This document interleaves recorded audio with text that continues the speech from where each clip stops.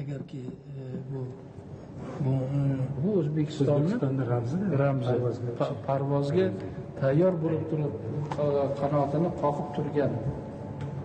qanotini qoqib parvozga tayyor bo'lib turgan endi ko'tarilayotgan mamlakat. Mana bu shuni timsoli.